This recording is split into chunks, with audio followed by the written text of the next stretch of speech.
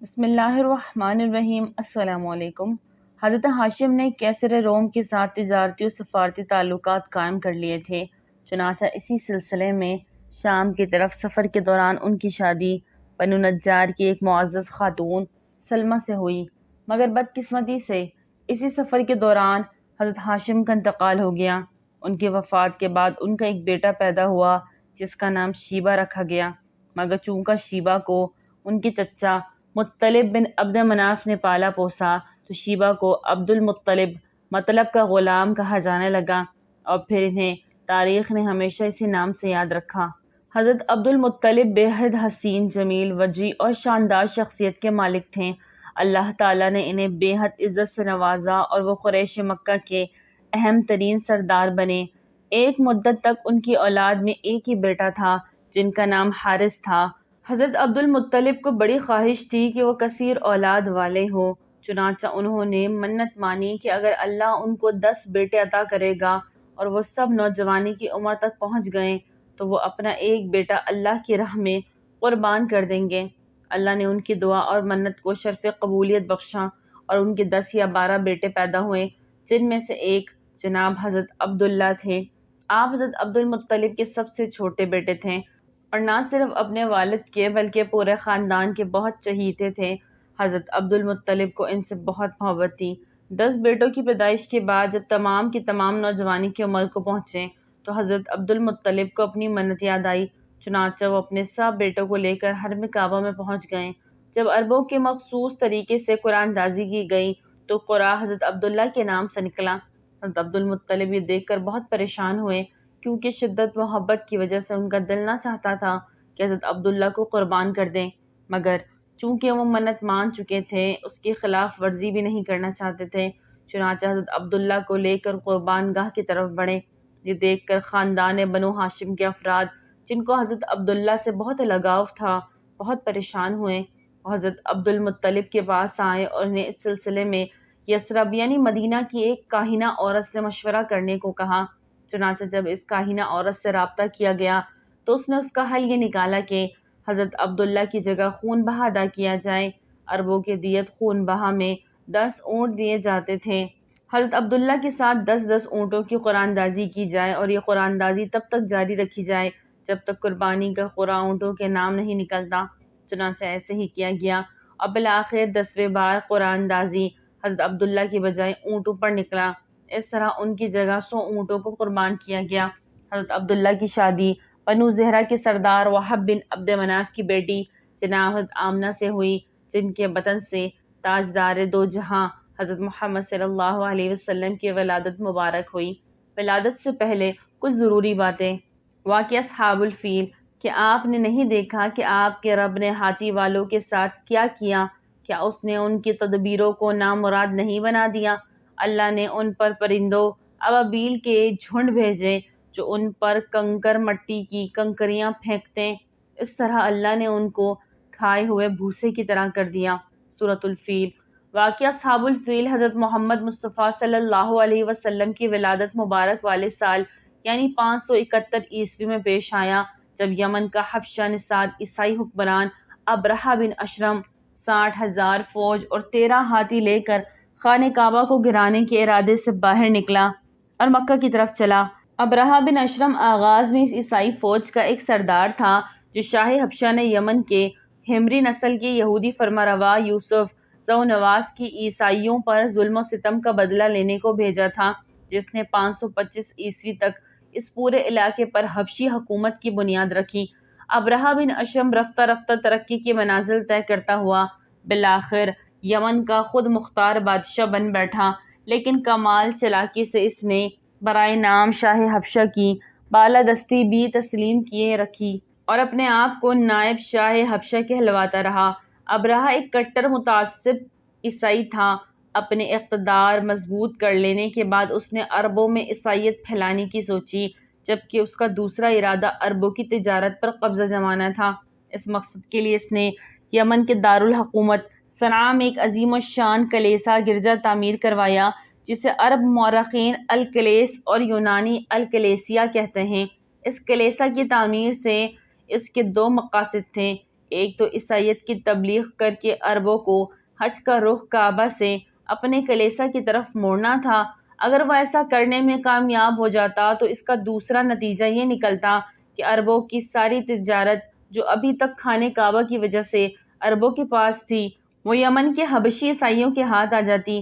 ابرہہ نے پہلے شاہ حبشہ کو اپنے اس ارادے کی اطلاع دی اور پھر یمن میں علی الاعلان منادی کرا دی کہ میں عربوں کا حج کعبہ سے اکلیسیا کی طرف موڑے بغیر نہ رہوں گا۔ اس کے اس اعلان پر غضبناک ہو کر ایک عرب حجازی نے کسی نہ کسی طرح ابرہہ کی گرجا میں گھس کر رفع حاجت کر ڈالی۔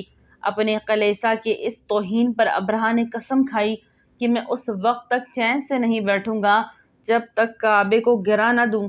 اس کے بعد سن 570 عیسوی کے آخر میں وہ 60,000 فوج اور 13 جسیم ہاتھی لے کر یمن سے مکے پر حملہ آور ہونے کے ارادے سے نکلا۔ راستے میں 2 عرب سرداروں نے اس کا مقابلہ کرنے کی کوشش کی مگر شکست کھائی اور ابرہہ کسی طوفان کی طرح مکے کے مضافاتی مقام المغمس میں پہنچ گیا۔ یہاں ابرہہ کے لشکر نے پڑاؤ ڈالا جبکہ چند دوستوں نے اس کے حکم پر مکہ کے قریب لوٹ مار کی اور اہل تہامہ اور قریش کے بہت سے مویشی بھی لوٹ لیے گئے جن میں مکہ کے سردار اور آپ صلی اللہ علیہ وسلم کے دادا حضرت عبد المطلب بن ہاشم کے 200 اونٹ بھی تھے۔ اس کے بعد ابرہہ نے ایک ایلچی مکہ کے سردار حضرت عبد المطلب کے پاس بھیجا اور اس کے ذریعے اہل مکہ کو پیغام دیا کہ میں تم سے لڑنے نہیں آیا بلکہ اس گھر یعنی کعبہ کو گرانے آیا ہوں۔ اگر تم نہ لڑو تو میں تمہاری جان و مال سے کوئی تعرض نہ کروں گا۔ جب حضرت مطلب نے جواب دیا ہم میں ابرہہ سے لڑنے کی طاقت نہیں، کعبہ اللہ کا گھر ہے، وہ چاہے گا تو اپنے گھر کو بچا لے گا۔ ایلچی نے کہا آپ میرے ساتھ ابرہہ کے پاس چلیے۔ وہ اس پر راضی ہو گئے۔ حضرت عبد المطلب بہت خوبصورت اور شاندار شخصیت کے مالک تھے۔ ابرہہ ان کی مردانہ وجاہت سے اتنا متاثر ہوا کہ اپنے تخت سے اتر کر ان کے پاس آ کر بیٹھ گیا۔ پھر آپ سے پوچھا آپ کیا چاہتے ہیں؟ انہوں نے کہا میرے جو اونٹ پکڑ لیے گئے ہیں میں اپنے ان اونٹوں کی واپسی چاہتا ہوں۔ ابرہہ ان کی بات سن کر سخت متعجب ہوا اور کہا آپ مجھ سے اپنے 200 اونٹوں کی واپسی کا مطالبہ تو کر رہے ہیں مگر اس بیت اللہ کا ذکر نہیں کرتے جو آپ کے اور آپ کے آباء و اجداد کے دین کی بنیاد ہے۔ میں اسے گرانے آیا ہوں مگر آپ کو اس کی کوئی فکر ہی نہیں۔ یہ سن کر حضرت عبد المطلب نے کہا ان اونٹوں کا مالک میں ہوں اس لیے آپ سے ان کی واپسی کی درخواست کر رہا ہوں۔ رہا یہ گھر تو اس گھر کا مالک اللہ ہے، وہ اس کی حفاظت خود کرے گا۔ ابرہہ نے متکبرانہ انداز میں کہا کعبہ کو اب آپ کا اللہ بھی مجھ سے نہیں بچا سکے گا۔ حضرت عبد المطلب نے جواب دیا یہ معاملہ آپ جانے اور اللہ، لیکن یہ اس کا گھر ہے اور آج تک اس نے کسی کو اس پر مسلط ہونے نہیں دیا۔ یہ کہہ کر وہ ابرہہ کے پاس سے اٹھ گئے اور ابرہہ سے واپس لیے گئے اونٹ لے کر مکہ آ گئے۔ قریش اتنی بڑی فوج سے لڑ کر کعبہ کو بچانے کی طاقت نہ رکھتے تھے، لہٰذا حضرت عبد المطلب نے انہیں کہا کہ سب اپنے بال بچوں اور مال مویشی لے کر پہاڑوں میں چلے جائیں تاکہ ان کے قتل عام نہ ہو۔ پھر وہ قریش کے چند سرداروں کے ساتھ حرم کعبہ پہنچے اور اللہ کے حضور اپنی کمزوری کا اظہار کر کے دعائیں مانگی کہ وہ اپنے گھر کی خود حفاظت فرمائیں۔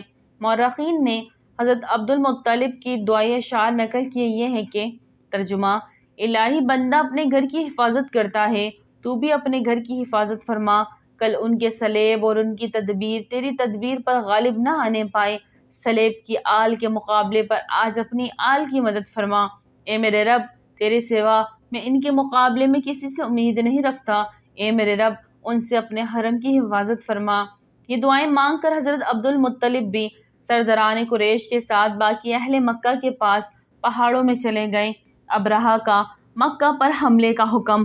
دوسرے روز ابرہہ نے مکے پر حملے کا حکم دیا اور وہ مکے میں داخل ہونے کے لیے آگے بڑھا مگر حیرت انگیز طور پر اس کا خاص ہاتھی محمود مکہ کی طرف چلنے کے بجائے یکایک وہیں بیٹھ گیا اور بے پناہ کوشش کے باوجود بھی اپنی جگہ سے نہ ہلا، مگر جب اس کا منہ شام کی طرف کیا گیا تو اٹھ کر چلنے لگا اور یمن کی طرف رخ ہوا تو ادھر بھی دوڑنے لگا، مگر مکہ کی طرف اسے چلانے کی کوشش کی جاتی تو 1 انچ ادھر نہ بڑھتا۔ نتیجتاً باقی ہاتھیوں سمیت سارا لشکر بھی اپنی جگہ انتظار میں رکا ہوا تھا اور جب ابابیل نے لشکر ابرہہ پر سنگریز گرانا شروع کر دیے، ابھی وہ اسی چکر میں پھنسے ہوئے تھے کہ اللہ کے قہر نے ان کو آ لیا اور اللہ کے حکم سے ابابیلوں کے جھنڈ ان پر نازل ہو گئے۔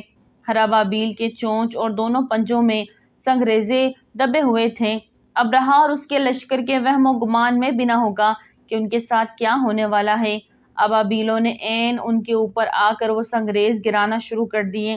وہ سنگریزے کہاں تھے؟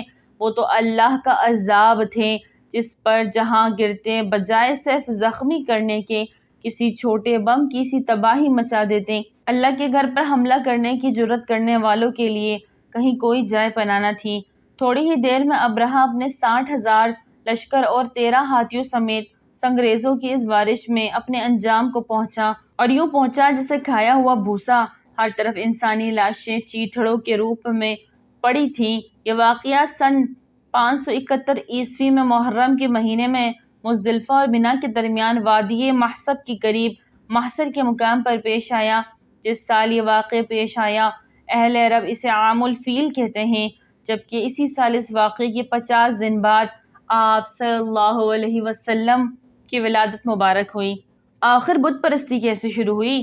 جب حضرت ابراہیم علیہ السلام نے حضرت اسماعیل علیہ السلام کے ساتھ مل کر خانہ کعبہ کی تعمیر کی، تو آپ کی تبلیغ سے قبائل جرہم اور قطوارہ نے دین ابراہیم قبول کر لیا اور اللہ کو ایک خدا مان لیا۔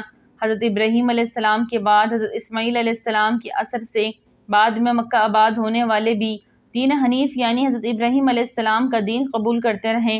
تب آل اسماعیل سمیت تمام قبائل مکہ صرف ایک واحد خدا کی عبادت کے قائل تھے اور خانہ کعبہ کا تقدس پوری طرح سے قائم تھا۔ لیکن جب حضرت اسماعیل علیہ السلام کی وفات کے بعد پھر کوئی نبی اہل مکہ کے رہنمائی کے لیے مبعوث نہ ہوا، تو آہستہ آہستہ ان میں شرک و گمراہی پھیلنے لگی۔ جب مکے پر قبیلہ عیاد و بنو خزاع ایک کے بعد دیگر حملہ آور ہوئے، تو بنو اسماعیل کے کئی قبائل کو مکہ چھوڑنا بھی پڑا۔ تب یہ لوگ برکت کے غرض سے کعبہ کا ایک پتھر بھی اپنے ساتھ لے گئے۔ کعبے سے نسبت کی وجہ سے وہ اس کی بہت تعظیم کرنے لگے۔ اس تعظیم کا اثر یہ ہوا کہ آہستہ آہستہ آنے والے وقت میں ان کے آل و اولاد نے خود اسی پتھر کو معبود مجازی کا درجہ دے دیا۔ اس طرح ان میں شرک رائج ہونا شروع ہوا۔ لیکن حقیقی معنوں میں عربوں اور خصوصاً اہل مکہ میں باقاعدہ شرک و بت پرستی کا آغاز حضرت ابراہیم علیہ السلام سے کم و بیش 2500 سال بعد جب بنو خزاع نے مکہ پر قبضہ کیا۔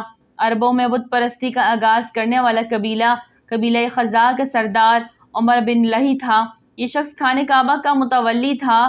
ایک بار جب وہ شام گیا تو وہاں اس نے لوگوں کو بتوں کی پرستش کرتے دیکھا۔ یہ کل 5 بت تھے جن کے نام ود، یاغوث، سوا، یعقوق اور نصر تھے۔ ان بتوں کو قوم نوح علیہ السلام پوجا کرتی تھی۔ یہ شخص وہاں سے ان کے بت ساتھ لے آیا اور واپسی پر ان کو جدہ کے ایک مقام پر دفن کر دیا۔ جب مکہ واپس پہنچا تو وہاں مشہور کیا کہ اسے ایک تابع جن نے ان بتوں کا پتہ بتایا ہے جنہیں قوم نوح پوجا کرتی تھی۔ پھر وہ اہل مکہ کو جو پہلے ہی شرک و بت پرستی کی طرف راغب ہو چکے تھے ساتھ لے کر جدہ پہنچا اور وہاں سے وہ بت زمین کھود کر نکال لیے اور انہیں مکہ لا کر خانہ کعبہ میں رکھ دیا، جہاں تعظیم کے نام پر ان بتوں کی عبادت شروع ہو گئی اور ان بتوں کو مختلف خدائی صفات کا مالک تصور کیا جانے لگا۔ آہستہ آہستہ اہل مکہ خود نئے بتوں کو ڈھالنے لگا اور تب بہت سے ایسے بت بنائے گئے جنہیں آنے والے دور میں مشرکین عرب میں بے پناہ اہمیت حاصل تھی۔ چونکہ کعبہ کی وجہ سے مکہ پورے جزیرہ نما عرب کا مرکز تھا۔ جب باہر سے مختلف قبائل کے لوگ حج کے دنوں میں مکہ آتے تو وہاں ان بتوں کی پرستش ہوتے دیکھ کر واپسی پر ان بتوں کی شبیہ بنوا کر ساتھ لے جاتے اور اپنے علاقے میں ان کو نصب کر کے ان کی پوجا شروع کر دیتے۔ مشرکین مکہ کے معبودانہ باطلہ۔ آپ صلی اللہ علیہ وسلم کی ولادت مبارکہ کے وقت عربوں اور خصوصاً مشرکین مکہ میں جن بتوں کا بہت اہم جانا جاتا تھا ان کی تفصیل درج ذیل ہے۔ ہبل، یہ مشرکین مکہ کے سب سے اہم ترین بتوں میں سے ایک تھا۔ دراصل یہ اہل شام کا دیوتا بعال تھا جس کے معنی طاقتور کے ہیں، جسے عربوں نے بعال کی تحریف شدہ شکل ہبل کا نام دیا۔ یہ بت قریش مکہ کے انسانی مورت کی شکل میں ملا جو سرخ عقیق سے تراشا ہوا تھا۔ اس کا دایاں ہاتھ ٹوٹا ہوا تھا۔ قریش مکہ نے وہ سونے کا بنوا کر لگا دیا۔ ہبل خانہ کعبہ کی چھت پر نصب تھا۔ مشرکین مکہ جنگوں میں اسی ہبل کے نام لے کر نعرے لگاتے تھے۔ فتح مکہ کے موقع پر حضرت علی رضی اللہ عنہ نے اسے پاش کیا۔ عزا، مکہ سے چند میل دور وادی نخلا میں کیکر کے ایک درخت کے نیچے عزا کا استہان تھا جہاں عزا کا بت نصب تھا، جبکہ خانہ کعبہ میں بھی عزا کا بت رکھا ہوا تھا جسے فتح مکہ کے وقت توڑا گیا، جبکہ وادی نخلا میں عزا کے اصل بت کو توڑنے کے لیے حضرت خالد بن ولید رضی اللہ عنہ کو بھیجا گیا۔ عزا کا بت مشرکین مکہ کے نزدیک بہت تعظیم والا تھا۔ لات، یہ طائف میں اس جگہ نصب تھا جہاں آج کل مسجد طائف کا بایاں مینار ہے۔ لات کے معنی ہیں ستو گھولنے والا۔ دراصل یہ ایک شخص تھا جو حاجیوں کو ستو گھول کر پلایا کرتا تھا۔ بعد میں عمرو بن لہی کے ایما پر اس کا بت بنا کر اس کی پوجا کی جانے لگی۔ قریش رات سونے سے پہلے عزا اور لات کی پوجا پاٹ کرتے تھے اور قسم بھی انہی دو بتوں کی کھایا کرتے تھے۔ منات، یہ عرب کا سب سے قدیم ترین بت تھا جو مکہ اور مدینہ کے بیچ میں مشلل کے علاقے میں قدید کے مقام پر سمندر کے قریب نصب تھا۔ منات کی پوجا کا آغاز بھی عمر بن لہی نے کیا۔ قبائل اوس و خزرج جب حج کر کے واپس مدینہ کو روانہ ہوتے تو منات کے بت کے پاس ہی احرام اتارا کرتے، جبکہ بنو ازد اور بنو غسان تو باقاعدہ اسی بت کا حج بھی کرتے تھے۔ اہل مدینہ کے نزدیک حج کی تکمیل تب تک نہ ہوتی جب تک منات کی پوجا نہ کی جائے۔ اس بت کو بھی نبی کریم صلی اللہ علیہ وسلم کے حکم پر فتح مکہ کے لیے جاتے ہوئے حضرت علی رضی اللہ تعالی عنہ نے منہدم کر دیا۔ اصاف و نائلہ انسانی شکل کے بت تھے۔ دراصل ایک مرد اصاف اور عورت نائلہ کعبہ میں زنا کے مرتکب ہوئے اور جب لوگوں نے آ کر دیکھا تو وہ پھر پتھر بن چکے تھے۔ اہل مکہ نے انہیں عبرت کے لیے صفا اور مروہ پر رکھ دیا، مگر انہیں بھی عمر بن لہی حرم کعبہ میں لے آیا اور زمزم کے پاس رکھ دیا۔ لوگ ان کا طواف بھی کرتے اور قربانیاں بھی کرتے تھے۔ سوا ان 5 بتوں میں شامل تھا جن کو قوم نوح پوجا کرتی تھی اور جنہیں عمر بن لہی شام سے لایا تھا۔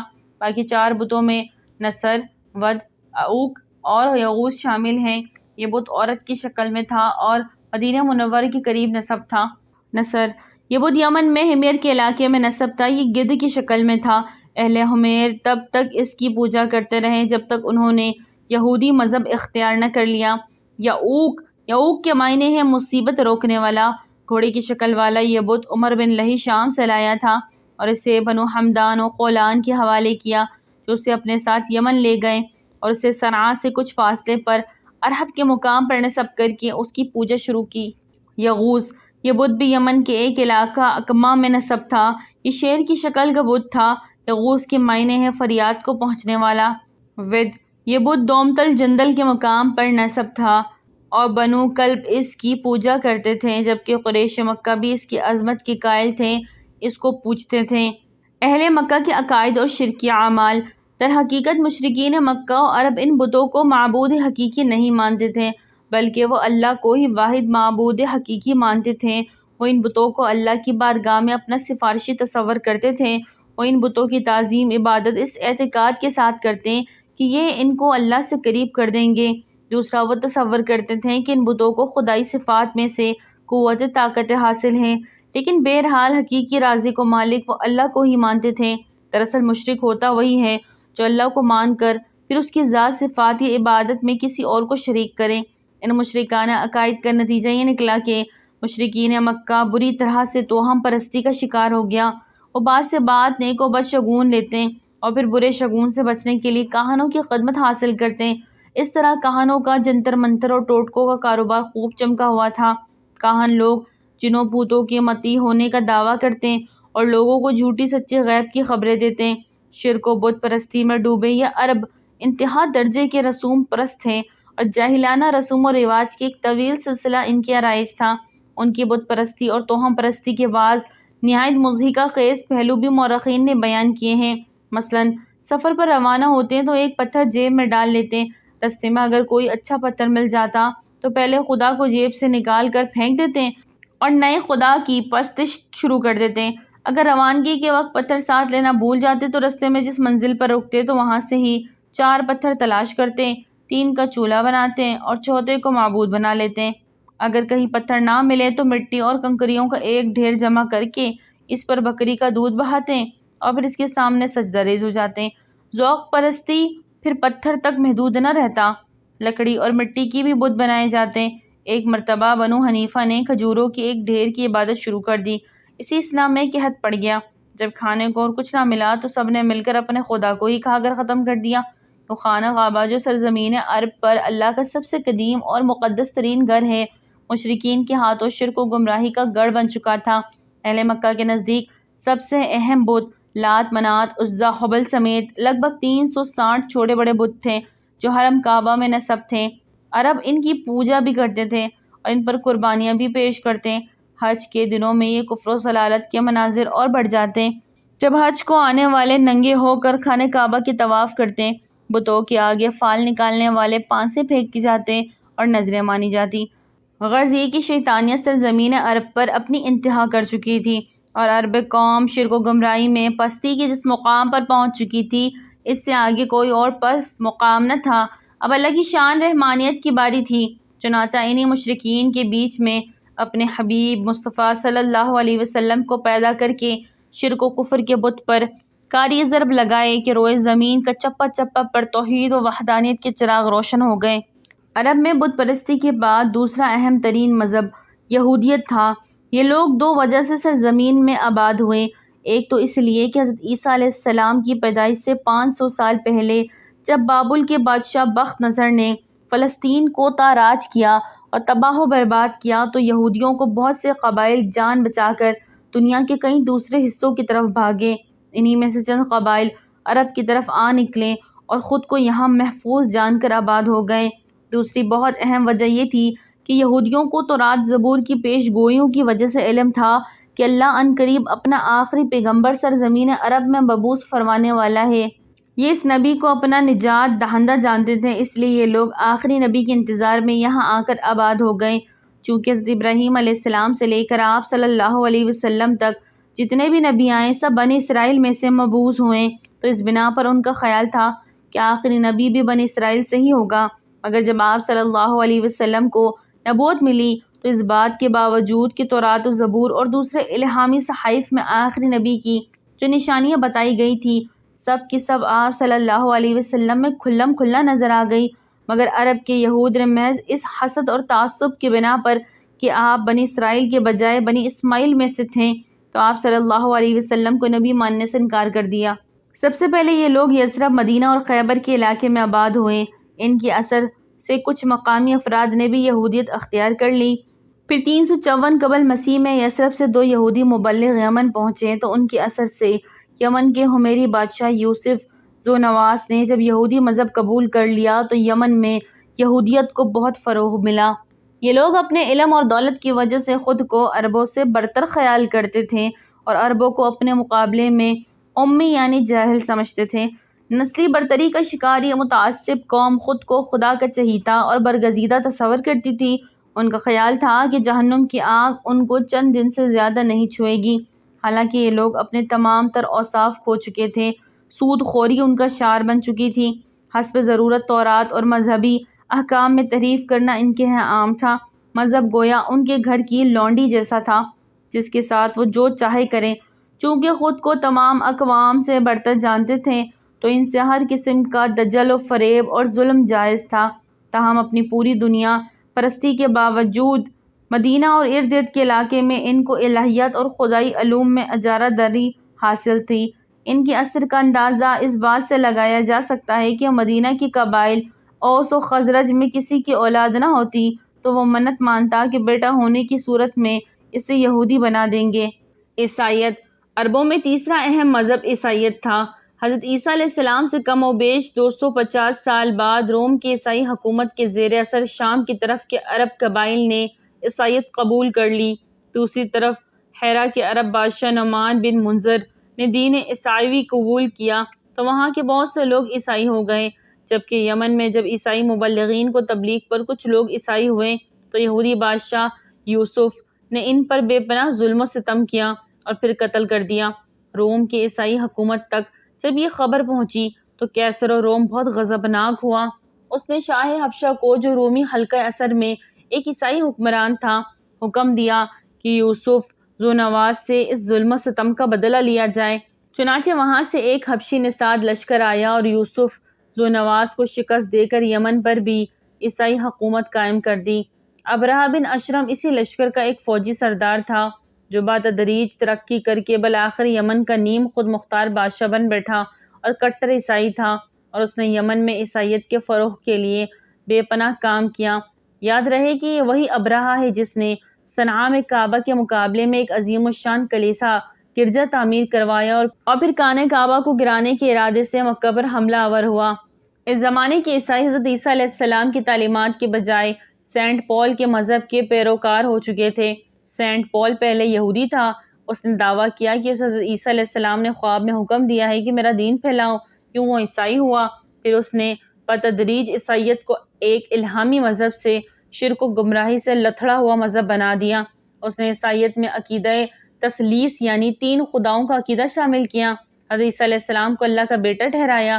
اس نے عیسائیوں کو اس فریب میں مبتلا کر دیا کہ حضرت عیسیٰ علیہ السلام سولی چڑھ کر سب عیسائیوں کے گناہوں کا کفارہ ادا کر گئے ہیں اور اب انہیں گناہ کی کھلی چھوٹ ہے۔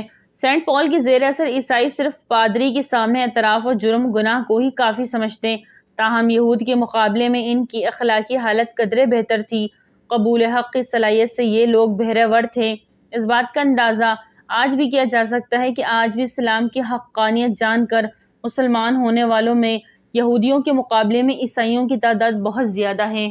آپ صلی اللہ علیہ وسلم کا سلسلہ نسب بہت سی تاریخی شہادتوں اور حوالوں کے مطابق 40 پشت بعد حضرت اسماعیل علیہ السلام سے جا ملتا ہے، تاہم آپ صلی اللہ علیہ وسلم کی تمام تر بزرگوں کے ناموں کے متعلق مستند معلومات نہ ہونے کی وجہ سے آپ کا سلسلہ نسب حضرت عدنان تک جا کر روک دیا جاتا ہے۔ حضرت عدنان حضرت اسماعیل علیہ السلام سے کوئی 20 پشت بعد پیدا ہوئے۔ انہی کے نام پر بنو اسماعیل کو بنو عدنان بھی کہا جاتا ہے۔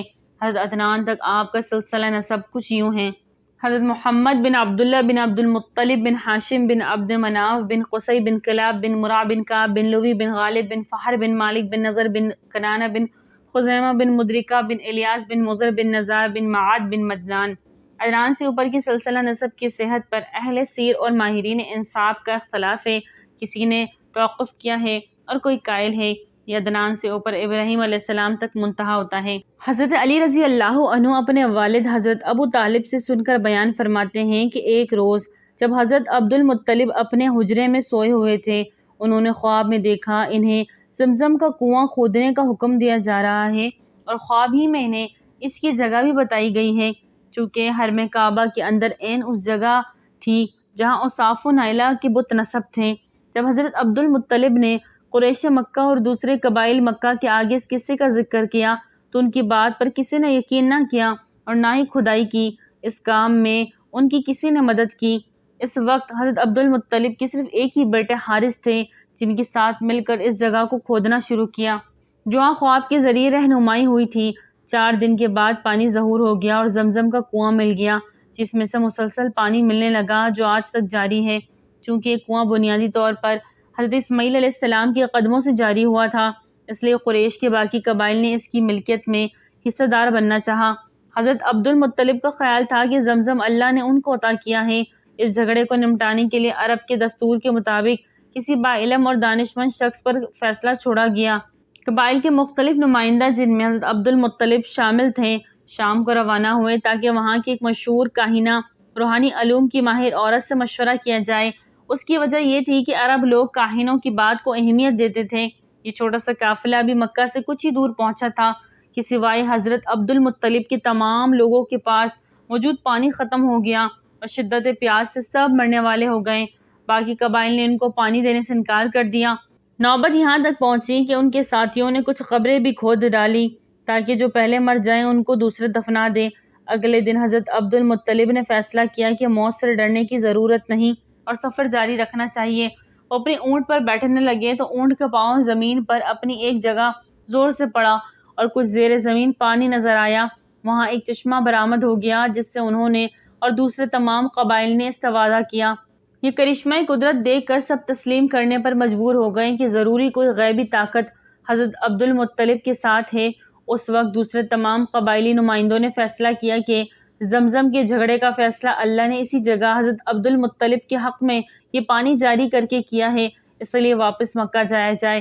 یہی موقع تھا جب حضرت عبد المطلب نے نظر مانی کہ اگر اللہ نے انہیں 10 لڑکے عطا کیے، وہ سب کے سب اس عمر کو پہنچے کہ ان کا بچاؤ کر سکیں، وہ ایک لڑکے کو کعبے کے پاس قربان کر دیں گے۔ جناب عبداللہ اور حضرت آمنہ کی شادی۔ حضرت عبداللہ ابن عبد المطلب 545 میں پیدا ہوئیں۔ آپ کی والدہ کا نام فاطمہ بنت عمر تھا۔ آپ دین حنیف، دین ابراہیم پر قائم تھے اور ان کی بت پرستی اور کسی اخلاقی برائی جو ان دنوں عرب میں عام تھی کہ کوئی ایک روایت بھی نہیں ملتی۔ حضرت عبد المطلب نے منت مانی تھی اگر ان کے 10 بیٹے پیدا ہوئے اور سب کے سب نوجوانی کی عمر کو پہنچ گئے تو وہ اپنا ایک بیٹا اللہ کی راہ میں قربان کر دیں گے۔ یہ اس واقعے کی تفصیل آپ کو بتا چکی ہوں، لہذا اس سے آگے بڑھتے ہیں۔ حضرت عبداللہ جب قربانی سے بچ نکلے تو حضرت عبد المطلب نے ان کی شادی کا سوچا۔ حضرت عبداللہ اپنے والد اور دادا کی طرح نہایت ہی حسین اور جمیل اور وجیح انسان تھے۔ مکہ کی کئی شریف زادیاں ان سے شادی کی خواہش مند تھیں، مگر پیارے نبی محمد صلی اللہ علیہ وسلم کی والدہ محترمہ بننے کی سعادت حضرت آمنہ بنت وہب کی قسمت میں لکھی تھی۔ ان شریف زادیوں کی اس خواہش کے پیچھے صرف عبداللہ کی ظاہری شخصیت ہی وجہ نہ تھی، بلکہ اس کی اصل وجہ وہ نور نبوت تھا جو ان کی پیشانی میں چاند کی طرح چمکتا تھا۔ ان عورتوں میں ایک عورت حضرت خدیجہ رضی اللہ عنہا کی چچا کی بیٹی اور مشہور ورقہ بن نوفل کی بہن ام القتال تھی۔ ان کے بھائی ورقہ بن نوفل انجیل و سابقہ صحائف آسمانی کے علوم کے ماہر تھے اور ان کی وجہ سے ام قتال جانتی تھی کہ حضرت عبداللہ کی پیشانی میں چمکنے والا نور نور نبوت ہے اور اسی لیے ان کی خواہش تھی کہ یہ نور ان کے بطن سے جنم لے۔ دوسری عورت ایک کاہنہ عورت تھی، فاطمہ بنت مرال خثعمیہ، جنہوں نے اپنی روحانی استعداد سے جان لیا تھا کہ حضرت عبداللہ کی پیشانی میں جو نور دمکتا ہے وہ نور نبوت ہے، اس لیے یہ بھی حضرت عبداللہ سے شادی کی خواہش مند تھی۔ تاہم حضرت عبد المطلب کی نظر انتخاب حضرت آمنہ پر جا کے رکی جو قبیلہ زہرہ کے سردار وہب بن عبد مناف بن زہرہ بن کلاب کی بیٹی تھی اور قریش کے تمام خاندانوں میں اپنی پاکیزگی اور نیک فطرت کے لحاظ سے ممتاز تھی، اور اس وقت وہ اپنے چچا وہیب بن عبد مناف بن زہرہ کے پاس مقیم تھی۔ حضرت عبد المطلب وہیب کے پاس گئے اور حضرت عبداللہ کے لیے حضرت آمنہ کا رشتہ مانگا جسے قبول کر لیا گیا، اور یوں حضرت عبداللہ اور حضرت آمنہ رشتہ ازدواج میں منسلک ہو گئے۔ اور اس موقع پر خود حضرت عبد المطلب نے بھی ایک کاہن کے کہنے پر وہیب بن عبد مناف کی بیٹی حالہ سے شادی کر لی، جن سے حضرت صفیہ رضی اللہ عنہ اور حضرت حمزہ رضی اللہ عنہ جیسے جدید شیر پیدا ہوئے۔ حضرت حمزہ رضی اللہ عنہ آپ صلی اللہ علیہ وسلم کے چچا ہونے کے ساتھ ساتھ ماں کے رشتے سے خالہ زاد بھائی بھی تھے، کیونکہ جناب حالہ اور حضرت آمنہ آپس میں چچا زاد بہنیں بھی تھیں۔ دوسری طرف جب اس شادی کا علم ام قتال اور کاہنہ فاطمہ کو ہوا تو وہ بے حد رنجیدہ ہوئیں اور اس سعادت کو حاصل کرنے میں ناکامی پر رو پڑی۔ ان کا رونا واقعی میں حق بجانب تھا کہ نبی آخر الزماں صلی اللہ علیہ وسلم کی والدہ ہونے کا اعزاز ساری دنیا کی قیمت سے بڑھ کر تھا، اور یہ اعزاز اللہ نے حضرت آمنہ کے نصیب میں لکھ دیا۔ ہماری ویڈیو اچھی لگے تو لائک کریں، چینل کو سبسکرائب کریں اور دعاؤں میں یاد رکھیں۔ السلام علیکم، اور اگلے ایپیسوڈ کا انتظار کریں۔ اللہ حافظ۔